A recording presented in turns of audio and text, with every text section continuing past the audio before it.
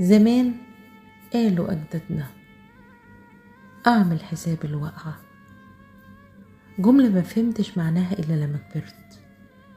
الجملة كان المقصود منها إنك مهما عليت وكبرت في المناصب وزاد جاهك ومالك، ومهما كانت صحتك قوية، ومهما كانت حواليك عزوة وحشية وسطوة ونفوذ، كل ده مش باقي ولا مضمون، وممكن يروح منك في لحظة.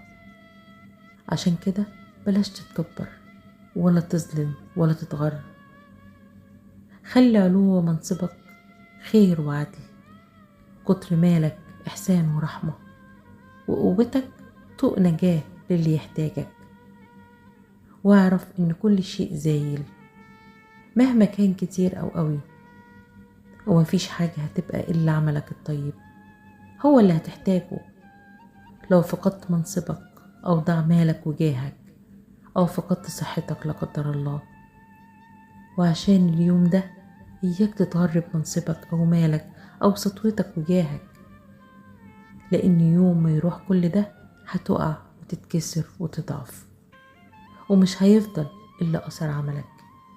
إن كان طيب فأبشر، هتلاقي اللي يدايلك ويذكرك بالخير، ولو سيء فمش هتلاقي إلا أثر جملة حسبي الله ونعم الوكيل، اللي بيرفع بيها اللي ظلمته ملفه من قاضي الأرض لقاضي السماء، وهو الحق العادل الرحمن الرحيم.